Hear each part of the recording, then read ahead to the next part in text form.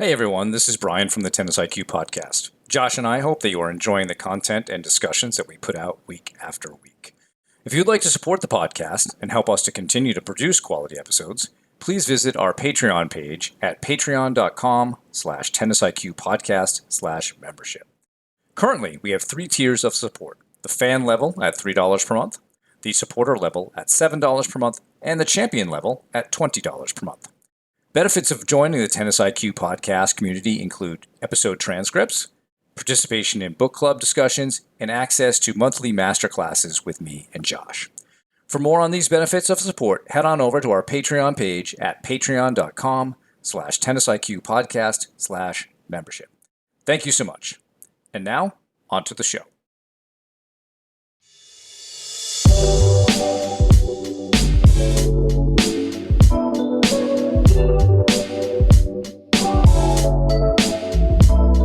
Hello and welcome to the Tennis IQ podcast. I'm Brian Lomax. And I'm Josh Berger. And in today's episode, we're going to be discussing consistency. And we're going to be discussing this in two major ways. First of all, we're going to be discussing consistency of play or consistency of somebody's strokes, managing to stay consistent, managing to keep enough balls in play, managing to continue a rally, play defense, put pressure on our opponents through our consistency. So that'll be one piece of it. And then another piece of it will be the consistency of effort, the consistency of practice, the consistency of continuing to put in the work day in, day out, week in, week out, month in, month out, etc. And the marginal gains and that feeling of continuing to get 1% better each time that you're out there and really having that as the goal. And I think, when I think about this concept, I know this, both of these pieces are things that we've definitely touched upon in past episodes and past conversations. However, we haven't necessarily had an episode devoted to this concept. I think for in both of these ways, consistency can have a lot to do with success, both in the short term in terms of within a match, and in the long term in terms of continuing to become a better and better player over time. And that's why we wanted to dive into this topic today. Yeah, and I think another thing we could add, Josh, into this, it just as you were speaking, kind of occurred to me is that what are some of the barriers to consistency or striving to be consistent in certain things? What are some of the challenges that will come up? So I think that's an important aspect of it. But I think it's a great topic because there's a lot of there are a lot of benefits with being consistent on the court, off the court. There might even be some misconceptions as to what consistency is on the court, especially. And I think we want to get into that a little bit so that consistency doesn't just mean that you're a grinder and someone who likes to play long points. There's more to it than that. So I think this is a really great topic because a lot of stuff flows from being consistent with effort, being consistent in how you execute, being consistent with your habits. Some of this certainly would go back to our episode on discipline, and certainly consistency is an element of being disciplined, but we didn't necessarily address it from this angle. So I think it's a really good topic. So how about we start with consistency on the court? Yes, sounds great. And I think, as you brought up, Brian, there are definitely some misconceptions with the idea that if a player is consistent and is able to make a lot of balls on the court, that means that they necessarily play in one playing style. This idea of a consistent player necessarily being a grinder or a counterpuncher or a pusher even, and maybe some certain negative connotations. And yes, in some cases, players that are consistent might fall into those traps, and I think I have definitely fallen into that at times in terms of I think I've always been more on the consistent side, or more on the consistent side rather than the aggressive side. And I think sometimes, especially when maybe I haven't been playing my best, I have sort of fallen into that sort of counterpuncher or even pusher side of things where I've just really stopped going for my shots and just started tried to make shots in the court rather than going for it. So I think that's definitely, I think we want to be able to differentiate between players that are consistent and really are able to put a lot of pressure on their opponents through that sort of relentless ability to make balls in the court. And that, again, that can look different ways for different players from somebody who solely relies on that. And that's maybe um, the only thing that they're trying to do, which again can I think happen to anybody on certain days where maybe things aren't going well or when they've really committed to that game plan of just trying to make balls on the court. But I think when we look at a lot of the top players in the world, and maybe all of them, you could say, anyone who's gotten to that, top 100, let's just say, of the ATP or WTA tours, in order to get there, they have to have a certain level of consistency within their games. And I know we maybe look at certain players, maybe on the women's side, like Sabalenka, for instance, or Kazatkina, or maybe players on the men's tour that are extremely aggressive as well, maybe like a Carlos Alcaraz or a number of different players that really rely on their aggressive play and take chances. However, they are also extremely consistent. And you can find points of them playing extremely long rallies and, practice points of them, grinding and rallying for 20, 30, 40 shots. And I think the point here is that one of the points here is that by putting that pressure on our opponents by not missing, or reliably making more shots in the point, more shots, within a point, we manage to not beat ourselves in that same way. Where if you are missing that first shot or second shot, third shot after the serve or return more often, then you're not necessarily allowing your opponent to make mistakes, to miss. You're not necessarily giving them the time to do that. So I think by being consistent, one of the main attributes here is you're not beating yourself in that same kind of a way. Yeah, for sure. And I think perhaps when we talk about game style, consistency is maybe a mislabel of what we're trying to do. Maybe it's because, yes, as an aggressive player, you want to be consistent. And I think that gets to the point you're trying to make here, which is we're not giving points away. We're minimizing our errors. We are, in fact, raising our rate of execution. So if I'm a very aggressive player and I have a big serve, I might measure my consistency in my game around the number of times I'm able to successfully execute my serve plus one play. So that's different than me engaging in, 15, 20 ball rallies. It's Yep. about a rate of execution. What percentage of the time am I able to do that? If it's 10%, that's poor. That's not consistent. But if I'm able to execute that 70, 80% of the time, now I've established some consistency to what I do.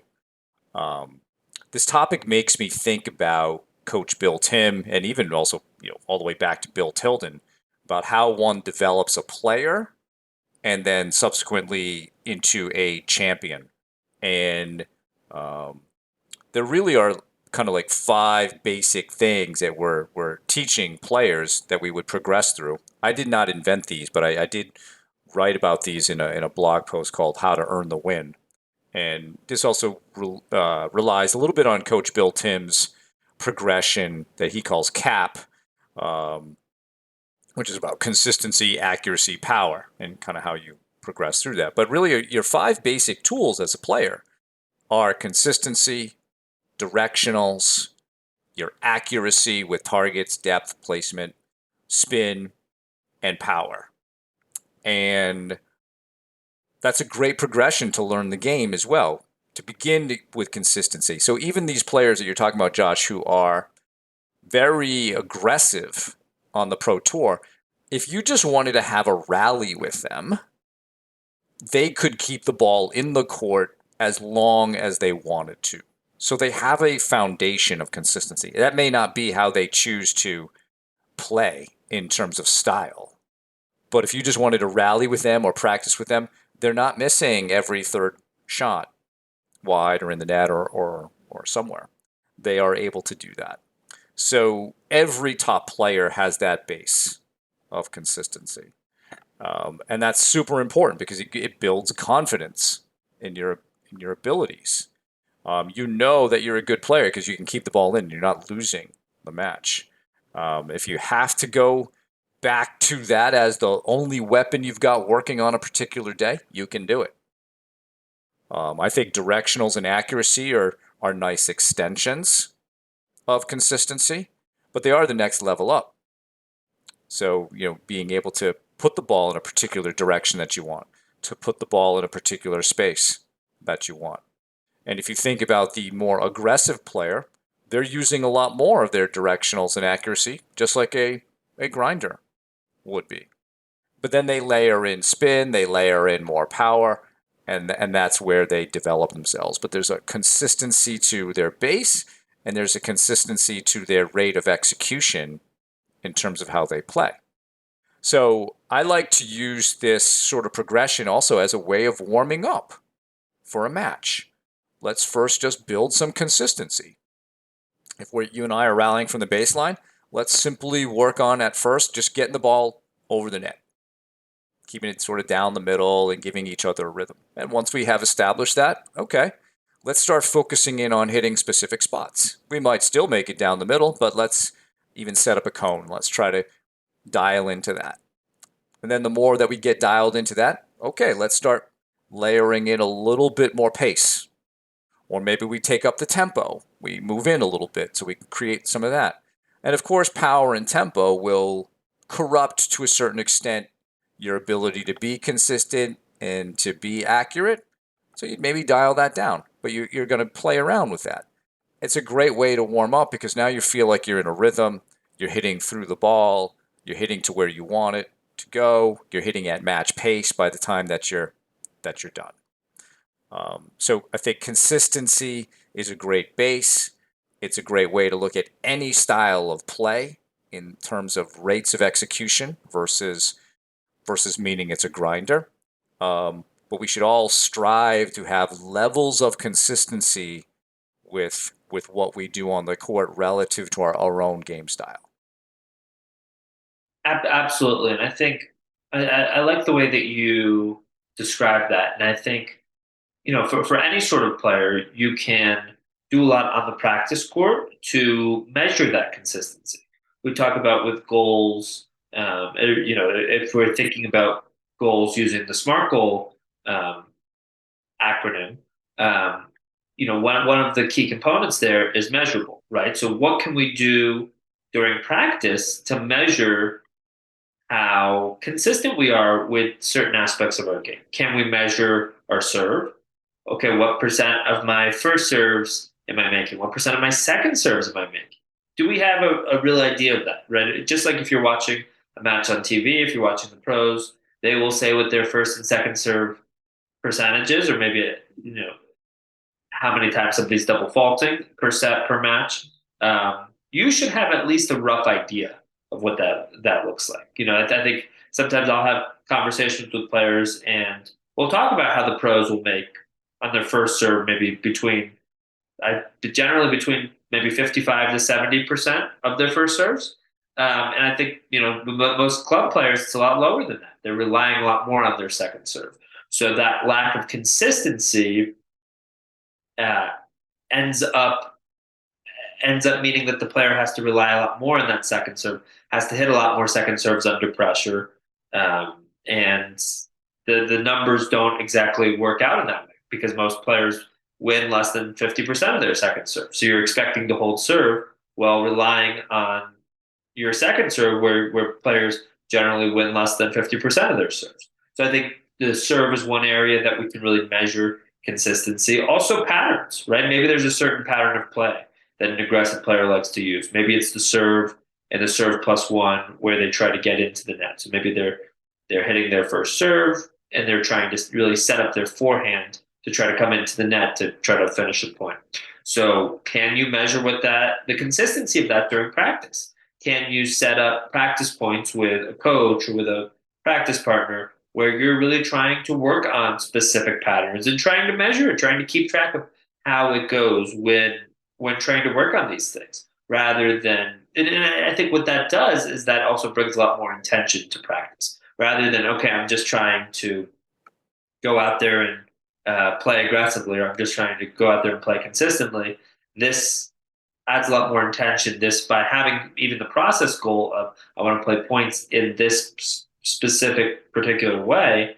Um, that's really where your focus is while you're out there practicing, rather than okay, I'm just trying to win points. I'm just trying to play well. I'm trying to focus on this specific thing. And this specific thing, this specific pattern, or me making this specific percentage of first serves leads to greater consistency. And I think that's true of, regardless of what your playing style is, you want to be able to execute on your patterns and on your on on the types of points that you play best in a more and more consistent way over time. And I think something you can do in practice to go along with that, Josh, is understand what are the barriers to being consistent or having a high rate of execution in matches, and being again able to address that in some practice situations. You mentioned the first serve percentage. That's a great area to understand. Why might I be able to execute serves very well in practice and not so much in a match in some competitive environment? So the more self-awareness that we have on what are our own personal barriers to consistency, the more we can start to deal with that. But there are a lot of different distractions that can occur that in some ways lack of consistency can be looked at as a reaction to stress and pressure. You might be tricked into thinking I need to go for this shot down the line in this particular moment rather than finding the middle or finding cross court shot. Um, you might feel the pressure of, let's say, your opponent is returning extremely well and or is recovering off of that serve very well, and your plus one shot doesn't seem to be having as much of an effect. You go for more there, thus maybe lowering your rate of execution on that. So there are a lot of things that are sort of outside of your control that you may be reacting to that have some impacts on your ability to be consistent with your particular game plan. Do you understand those? Do you understand what those are? So that you can work them into perhaps perspectives or match play situations that you can work on in practice, so that you are executing at a high rate, regardless of the circumstance, the score, whatever else could be going on, and you become sort of more impervious to those things. So it's really hard, but I think there are going to be different barriers to our ability to be consistent in matches. And oftentimes it's the opponent, what the opponent is doing. And for us not to lose the discipline for how we play and what we do, and make poor choices mentally, physically with our games, so that we don't start just responding to the stress rather than kind of reaffirming what we do well, and to commit to doing that more consistently or at a higher rate of execution. Definitely, definitely. I think that there's a lot that we can do to both try to sort of sabotage our opponent's consistency.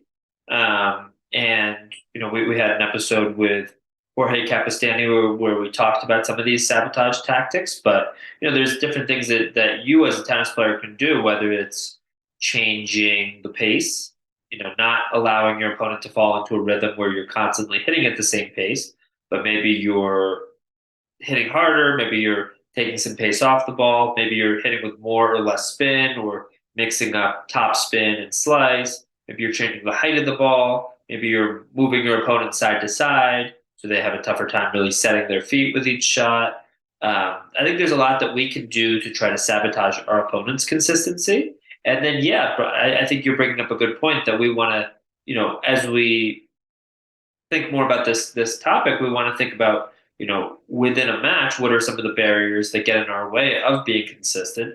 And I think, um, yeah, I think some of the nerves or pressure of the moment can definitely get in our way. I think sometimes it's that expectation that we have to hit winners, or that we think that our opponent's not going to miss, so we have to be the one to really take that chance to make it happen, rather than continuing to play a little bit more high percentage, hitting over the hitting over the lower part of the net, hitting into, hitting cross court, playing the percentages a little bit more. I think, yeah, sometimes wind up in this place where we think we have to hit to, small slices of the court to be effective. And then, of course, that tends to be very low percentage, and can cause a lot of errors, and can, really cause our consistency to drop. Um, and I think even within practice, there could be a lot of factors that impact our consistency, including our environment, the people that we're around. What is that practice? How is that practice actually set up? Is that practice designed to try to increase consistency, or or are there other focuses, other points of focus? And, there's obviously other things that we want to be training during practice as well. But I think consistency, and again, having ways to measure that, should definitely be prioritized. Should definitely be one of those factors that is better understood by players in terms of why they want to, increase their own level of consistency, regardless of playing level. But I think, trying to think about what they're doing on the practice court, and how, are they intentionally trying to play in ways, play and practice in ways where they're increasing that, um, makes it a lot more likely that they can, that they're able to transfer those skills to the match court when they have to. Yeah, I think another barrier, and as you were talking, this just came to mind. I was speaking with a college player this morning. He plays in one of the northern states, so they play a lot of indoor tennis. And although he certainly has the ability to grind, but in some of these indoor clubs, the courts are pretty fast, so he's playing more of a serve plus one type thing, and then trying to get into his opponent's service games. And he had a great match this weekend, and he said something that was interesting, Josh. He's like, oh, it was actually kind of just like boring tennis. And but he didn't mean it like in a bad way, but he just sort of noticed it was just sort of, yeah, I hit my serve spot, and then I hit my plus one to the big target, and the point was basically over. And it was nothing spectacular. And I said to him, I said, yeah, a lot of times winning tennis is boring tennis. It does not have to be all these spectacular shots. That's in some ways one of the barriers here to being able to do that over the course of the match is your own ego, and thinking that I need to hit bigger, more spectacular shots. You probably don't. You probably could just be very kind of playing within your own limits and hitting your spots and ending up winning the match like he did. So he held serve extremely comfortably the whole match, which then took some pressure off and allowed him to be in his opponent's service games more. And that level of high rate of execution, he even noted, it was like one of the first things he said. I was serving really well, I was hitting my spots really well, and I noticed that my opponent was thrown off by that. It automatically got him a little bit unsettled, and then that therefore put more pressure on him.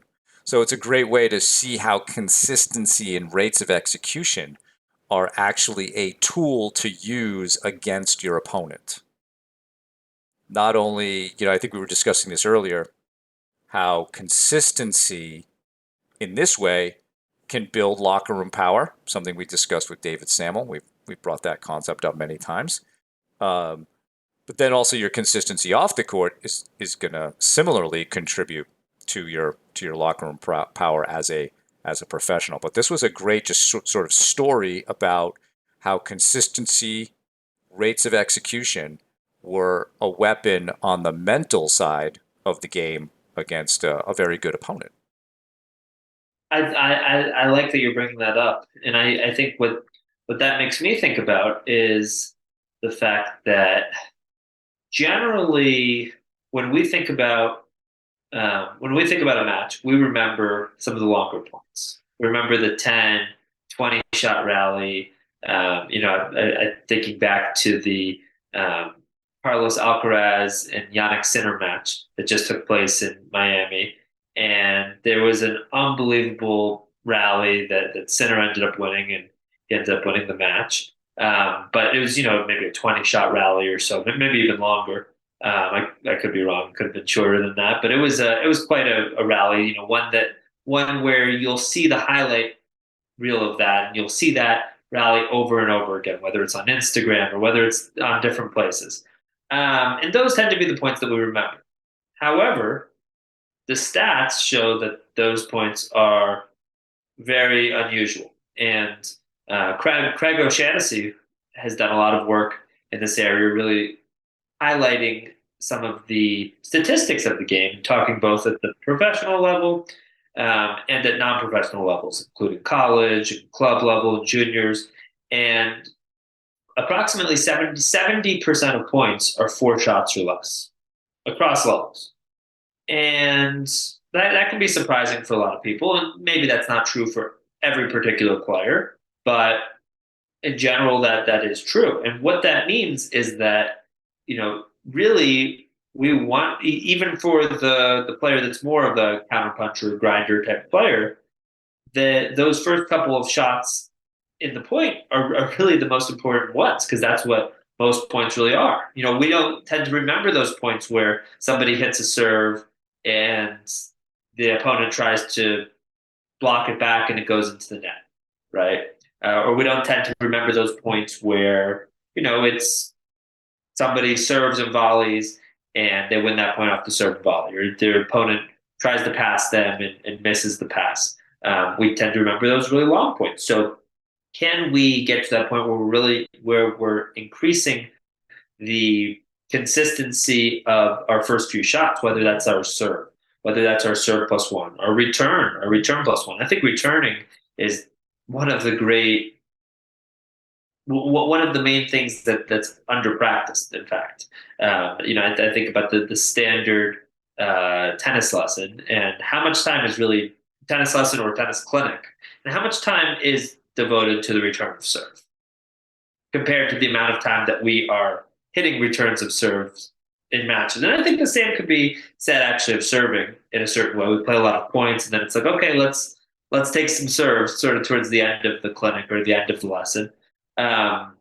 And can we really be good at the beginning of the point, at those first few shots, knowing that a large majority of points only have those shots? So the reason that I'm bringing this up is because I think it connects to that conversation that you were talking about with that player, Brian, where it's that quote unquote boring tennis can be you being really good at how those points start. And I think if we think about the best players in the world, yes, they have those points where they're hitting unbelievable winners from all different parts of the court. Yes, every once in a while they'll pull out this amazing tweener and we'll watch that highlight reel for years afterwards. But they are really good at their key patterns, their patterns of play that they're able to execute over and over and over and over again. And you can watch them, and they're most of the time they're keeping it simple, and they are executing on their patterns. Those patterns, and we can think about what those patterns are for some of those top players, right? They play to their strengths, and they're able to really keep things simple and execute. And I think that idea of execution on our patterns, on our tactics, and being able to consistently execute is often the difference between different types of, between different levels of players. What is your execution rate on this pattern? What is, how well can you successfully, um, yeah, implement some of your key strengths, and tying two, three, four, five shots together in order to continue putting pressure on your opponent. And that is a certain level of consistency, right? Being able to put together those short patterns of just a few shots is, again, it's a different type of consistency than um, somebody who's able to, play a 50 shot rally, but it's a very important level of consistency. And as I said, that's really what a lot of matches come down to. It's those shorter points at all levels. Even those more consistent players, they still, and if you really were to break it down and really do the stats, they end up playing a lot of shorter points too. So I think it's, can we be better at executing our playing style, whatever that is, in a more consistent manner? Yeah, and I think we've spent now a lot of time on the consistency at the performance level, but of course, there's another level below that that supports being able to perform with consistency. And I think that is a consistency in terms of effort, a consistency in your attitude, a consistency with your routines, your rituals, all of the controllable behaviors. If you're able to perform those consistently over the course of a match through all the ups and downs. We've talked, in our last episode about suffering and how we want to be able to get through a match. Well, that's part of the barrier to being consistent in effort, attitude, footwork, routines is the ups and downs of a match. But that's really where consistency in performance, whether it's rates of execution or long points, comes from, is your ability to be consistent at that lower level, the controllable behavior level. And if you're not consistent there, then that will come out at the performance level. So I think for all of us, we have to determine what are some of our key behaviors on the court that require us to be consistent. It may be slightly different for everybody, but I certainly think, say, positive attitude, fighting, fighting attitude, wanting to do the best you can, wanting to win, wanting to compete, certainly important. Effort level could be combined with that, enjoyment, etc. Confidence, choosing to be confident, all of that. How we approach those controllable things, and can we do them consistently throughout the ups and downs of a match? That's where we're going to establish a good foundation to perform consistently. If you don't have that lower level, it's going to be difficult to support consistent performance in however style you choose to play. Absolutely, absolutely. And I think we want to start thinking about our consistency in a number of different areas. As we transition to sort of this side of the conversation, where we think about our consistency of effort, our consistency of training, our consistency of habits. Um, do we have a game plan for what we want to do on match day? And can that look consistent? What do we want to, how do we want to sleep the night before match? Is there a certain number of hours of sleep that we're trying to get? Um, what do we want to eat? Is there a certain period of time when we want to eat before a match? Is it, a certain number of hours? What do we want to eat? And have we learned from our experience what works for us and what doesn't? And the same goes with hydration. And the same goes with what we do on the practice court, right? Are we going into practice consistently with clear process goals and clear intentions for what we want to do out there? Or are we more so just going out there and trying to play well, without sort of that key focus or key intention on what we're trying to work on? Are we, when we think about what we do on a daily basis, are we able to, replicate that over time, over weeks, over months, over years, ultimately? That's oftentimes these things that we do that aren't as public or aren't seen as much can really make the difference. In that, we've talked about James Clear and Atomic Habits and other books on habits as well.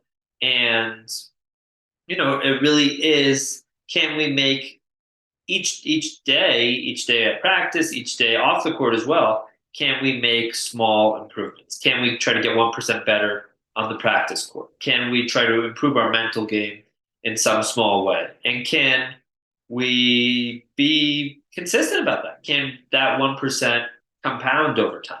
I think it's, that's the big difference, right? Whether it's us training our mental game and us trying to improve on that 1% each day, or a bit each week, and watching that compound over months or years, or our game, right? Whether it's one specific shot that we're working on, or a pattern, or a certain playing style, or playing with a new grip, or whatever it is. um, can we put in the work on a daily and weekly basis, um, consistently, without large gaps of time where we're not working on these things, or without, I think with a lot of players, they'll practice one thing one day, and then maybe they get bored of it, and then the next day they're practicing something completely different. So rather than that, can we really try to continue working on our tools and try to improve on each of them, 1% each day. And I think, I think back to times in my past where I was coaching on court, and I think players can get a little bit bored of some of these sorts of things. Bored of practicing their serve, bored of just practicing overheads, for instance. Bored of some of these maybe more simple, straightforward shots, or even tactics. Maybe it's two or three shots. Um, but when we watch, if you ever watch the pros practice, you'll see that they are spending a lot of time on those fundamentals. They're spending a lot of time on each of their shots, fine tuning them. Of course, they know how to hit a cross court forehand, right? Of course they did. They wouldn't be at this level if they did, but they're still hitting that shot over and over again. They understand the difference between a couple of players at that highest level. It can be the difference in terms of how often are they able to execute that, which is, goes back to our earlier portion of that conversation. So they're still putting in that work. They're still working on that shot every day. So I think, for everyone who's not at that level, continuing to really practice the fundamentals and doing them well with full engagement, full focus, fully committing to hitting the shot right, to really making sure we're moving our feet, which I think is something that doesn't always happen on the practice court. By doing these little things right, these small details in the right way, we increase our chances of getting a bit better each time we're out there, getting that 1% better, and having those efforts compound over time, and really in quite a significant way compared to the player that puts in work some of the time and works on aspects of their game some of the time, and then works on another aspect and doesn't consistently work on these different areas of their game that are necessary to getting to that next level. Right. And I think that's where each one of us identifying what are the key behaviors for us, what are the key variables for us that we want to be consistent with day to day. That's so important so that you can be working at a consistent level on those items across a longer period of time. And I want to address something you were saying, Josh, about the whole 1% improvement, because I think sometimes this is misconstrued in that you can actually leave the court every day being able to perform 1% better than the day before. And there was some months ago, some sports site professional wrote a sort of a rant on LinkedIn about how we should stop saying this.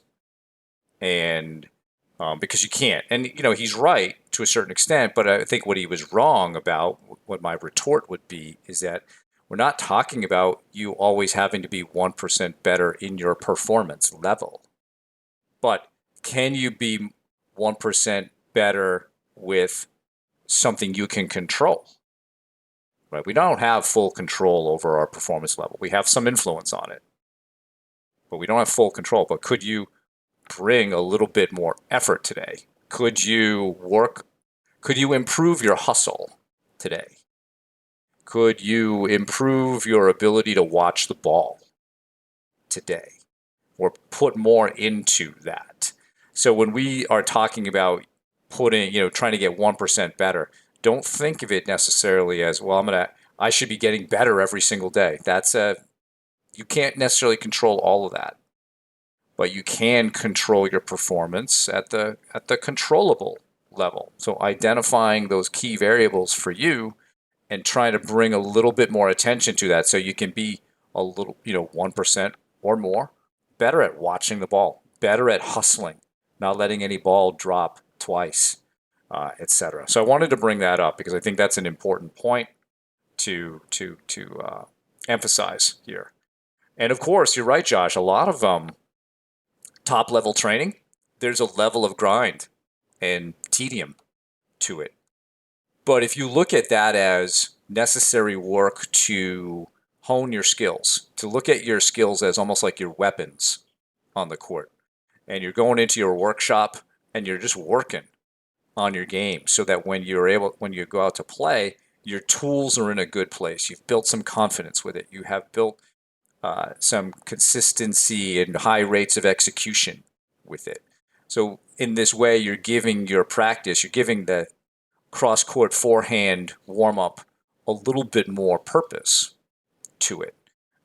If you feel like you need to add some novelty or to add some challenge to it to stay engaged, then do so. But it really should be about, these are my weapons, these are my tools, and I'm simply keeping them sharp, or I'm trying to make some changes in them so that they can be more effective in the long term. If we start to get a little bit bored by that, there might be other factors in play. Maybe you're tired. Maybe you need to take a day off or something.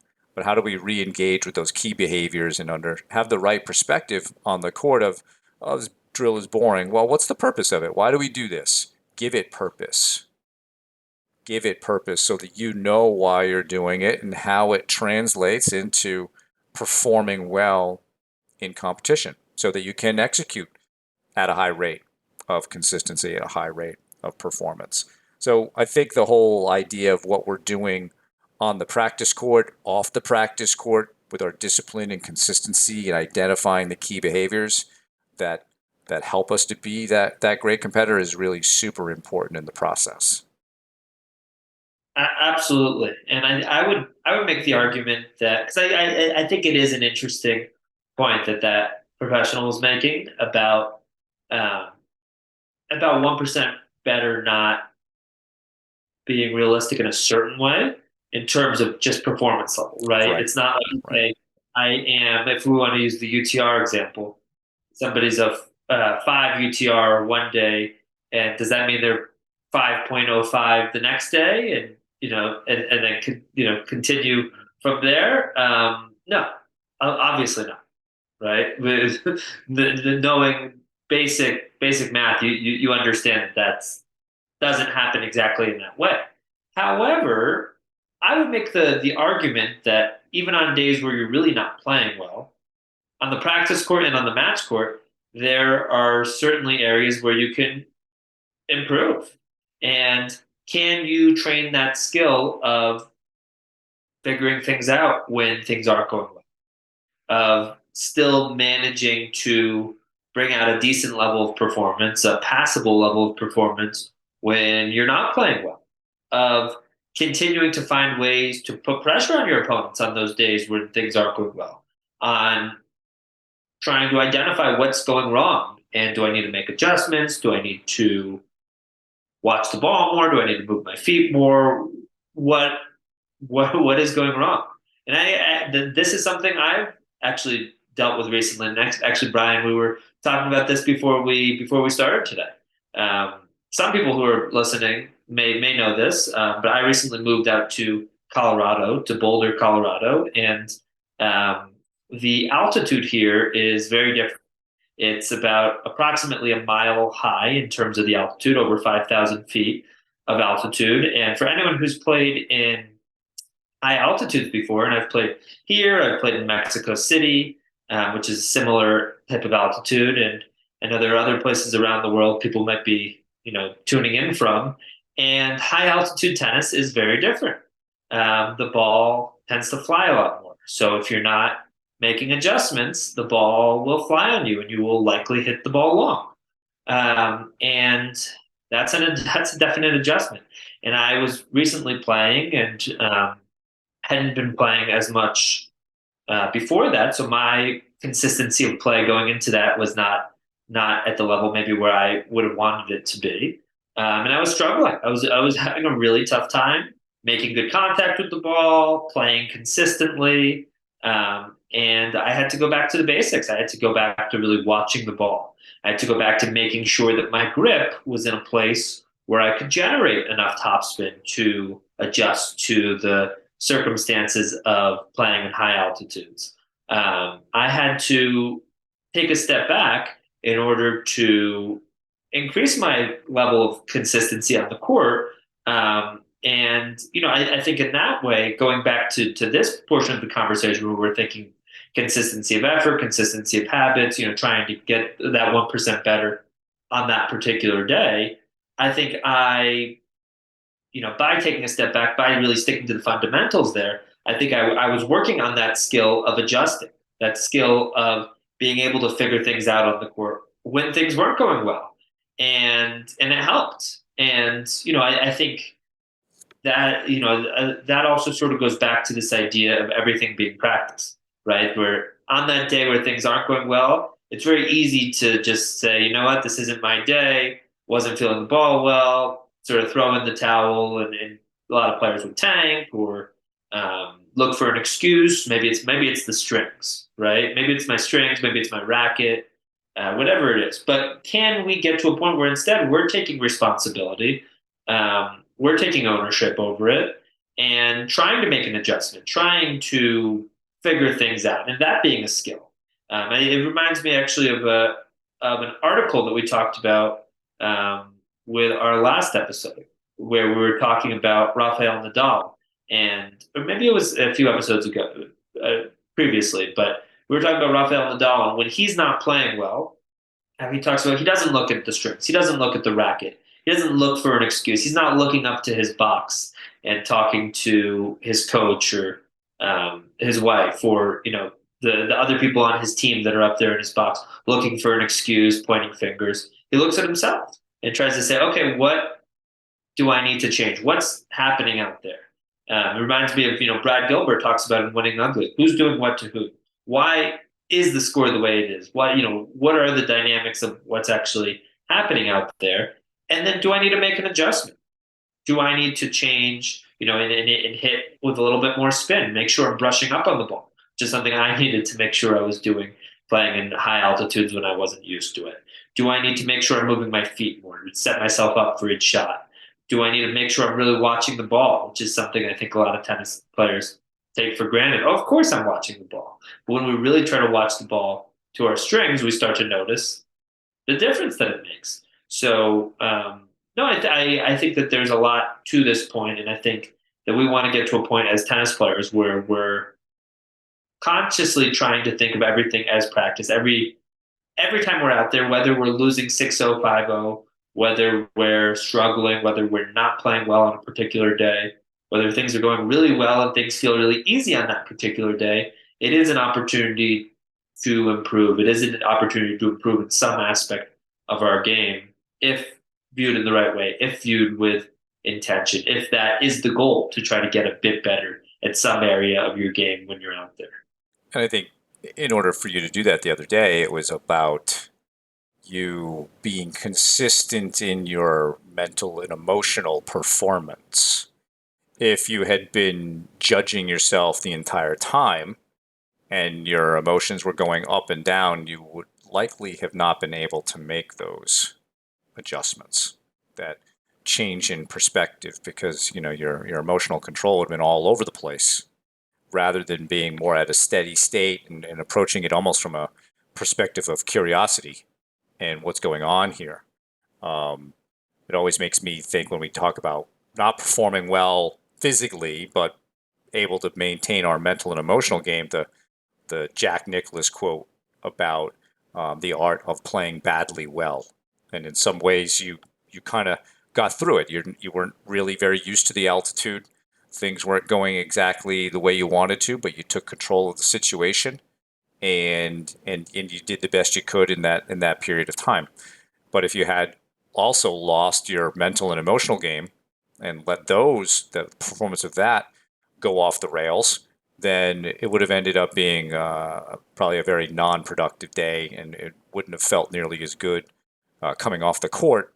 Like you probably would have felt like I didn't accomplish anything, just had a bad day, etc. Like you were saying. So I think identifying these things and understanding that being consistent mentally and emotionally is more within your control than perhaps you realize, and has to be approached in that way in order for you to compete at your best.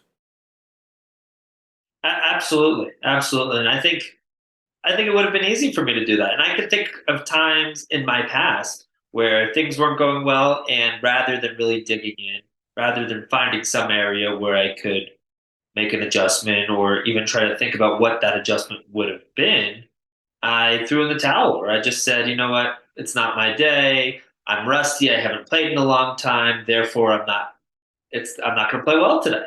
And almost like accepting that rather than being a little bit more analytical and trying to think, okay, why you know why am I spraying balls all over the court? Why am I hitting long? Oh, I forgot that tennis at high altitudes is quite different. Okay, maybe I need to change some things. Maybe I should try to assume that by playing the same exact way that I normally play, that that's going to work, and I can take a step back and I can think, okay, let's try to make some balls in the court. And what does that need to look like? Okay, maybe I need to make sure I'm getting under the ball with my racket, and really being intentional about my take back, and how I make contact with the ball. Okay, maybe that means I need to watch the ball a little bit. Maybe I need to really make sure that my grip is semi-western, which is where how I like to hit my forehand, and that it hasn't slipped over a little bit, where I find it a little bit tougher to generate spin on the forehand side. So I think by really making sure that we're aware of the situation and aware of the different factors of the environment, of the altitude. Am I playing indoors or outdoors? What is my opponent doing? Is this a faster court or a slower court? Which is something I don't think I've always been as aware of as a tennis player, but I think some players are more or less aware of that. Um, because it's very easy to just say, "Oh, it wasn't my day. Things weren't going well." But can I really try to figure out what's happening out there, and then, is it something I'm doing? Is that I need to change, or what needs to be adjusted? Do I just need to give myself more time and find my rhythm? What is it? But I think as you said, Brian, if we're emotionally not in the if I'm yelling at myself because I'm playing so inconsistently, if I'm looking for excuses and saying, "Oh, it just must be my strings," if I'm checked out emotionally, I don't even give myself a chance to turn things around in that moment. Right, right.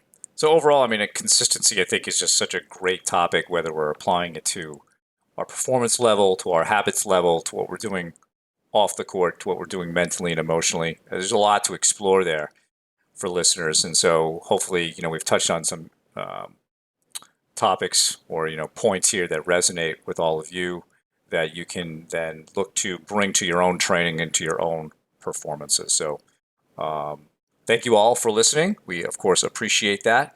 For more on today's episode, please check out the show notes. If you have any feedback or questions for me and Josh, please email us at tennisiqpodcast@gmail.com.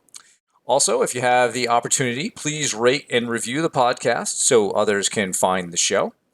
Additionally, please subscribe to the show on your podcast platform of choice, including YouTube, so you can be notified of new episodes. And you can also check us out on Instagram. If you would like to support the podcast, please visit our Patreon page at patreon.com/tennisiq/membership, where you can learn about the benefits of being part of the Tennis IQ podcast community. Thanks again, and we'll talk to you soon in our next episode.